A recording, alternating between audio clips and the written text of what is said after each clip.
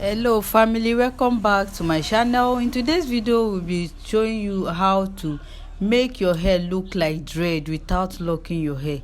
Look at this particular side. It looks so natural dread, but it is temporal dreadlocks. Look how I make the dread without locking the hair.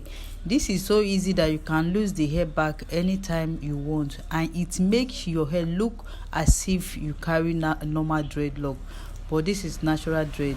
What you need is your kinky extension, your dread extension. Then you need a crochet pin. You have to use your crochet pin to pass through the holes of the dread extension, then use that same pin to cross the hair to the dread extension. Just watch the way I'm doing. The first method is how some people are doing it, which is not good. Don't do the first method, follow the second method. Second method is the best method on how to use it.